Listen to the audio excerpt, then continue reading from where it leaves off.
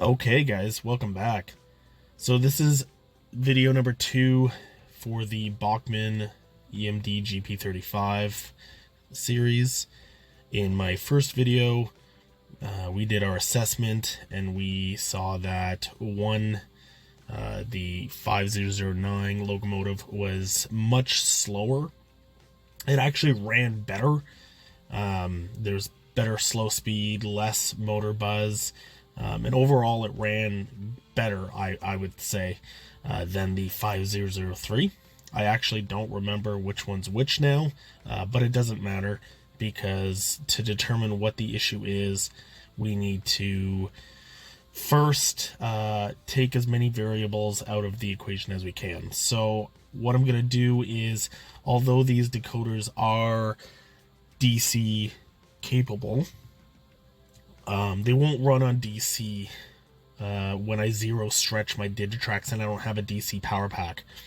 Not to mention there's quite a bit of circuitry on these decoders, so I want to just take all of that out of the equation, and I'm going to wire both locomotives from the track power, the trucks here, the red and black, to the motor, and I'm going to use this RJ11 wire just to bridge the gap.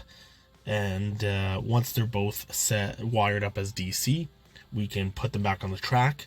We can just apply some DC current through Digitrax using address 00, and we can see if they run more comparable like that. If they run the same like that, then we know that the decoders are the problem, which is fine because we're replacing those with sound decoders anyway. If they still run differently, we need to look at the motors, the trucks, the gearing, that kind of thing, and see what's going on. So let's go ahead and dive into it. I do apologize, I'm still sick.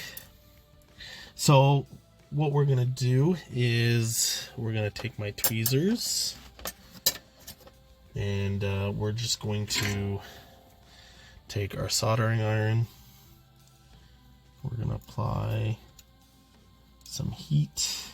Actually, I'm going to work with my other hand because I'm more steady.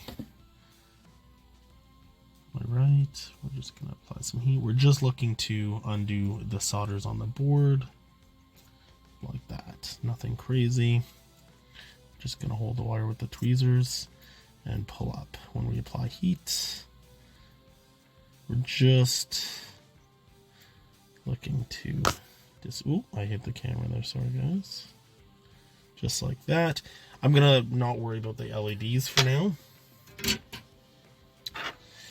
And now we just need to get the decoder off of the chassis, which looks like number 1 Phillips.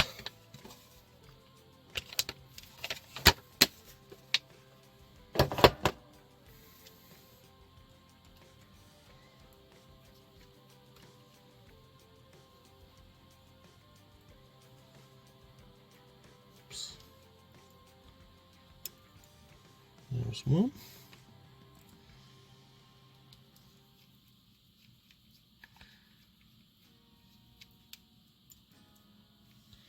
Just use our tweezers to fish that out. Is it all the way out? Yes. I can go over there. Whoops. Magnetic tweezers apparently.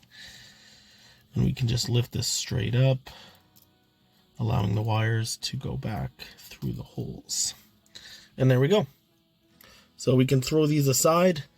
Not that I plan on reusing those, but you know, you never know. It's always good to have a spare DCC decoder hanging around. So I'm going to do the same on the other one, and then we'll look at wiring these up for DC. Okay, so I went ahead and pre-tinned the ends of this wire. What I'm going to do is I'm just going to lightly solder. I'm not going to worry about any shielding right now.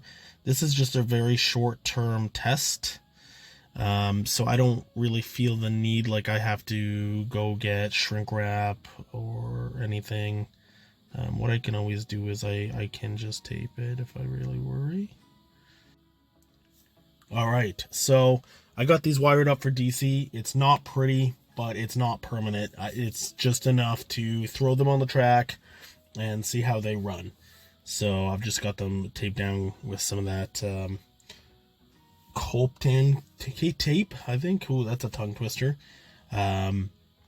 So this one, I can tell by the white gears in the trucks, was the one that ran slower but had better slow speed control. This one down here was a lot more kind of buzzier and jerky. So let's go ahead and throw these on the track and see how they work. Okay, here we are on the layout. We've got that refreshing DC wine. And yeah, side by side, let's go. We'll give it some throttle. And that's not a good sign. A little more. Yeah. Oh, now they're, hold on. Yeah, they're coupled together. We don't want that. Yeah. Okay, so this pretty much proves the decoders had nothing to do with it. There's something, whether it's the motor, the gearing, the trucks. It can't be track or wheels because they're not stuttering. They're not losing power. It's just what I may do off camera is throw a multimeter on and just make sure that they're both getting the same voltage to the motor. But now that they're like straight wire DC, that's less of a concern. That'd be more only if I still had the decoders on. Yeah. Let's see if we can get some gas. Yeah. Okay, no big deal. So what we're going to do is we're going to tear apart these. We're going to tear down the chassis. We're going to look at the motor. I'm just going to turn this off. We're going to look at the motors, at the gearing, and the trucks. See if there's anything obvious. I did throw a little bit of oil on the gears, just in case. But we'll just take everything apart, see if anything is glaringly obvious, repair if we need to, replace if we need to, and go from there. That about wraps up this second video in the series. Unfortunately, it looks like it may be a little bit if I need parts, so there'll probably be a number 3 soon of just tearing things down, but then a pause if I need to order some parts. So thanks for watching, everybody, and until next time, enjoy your bacon.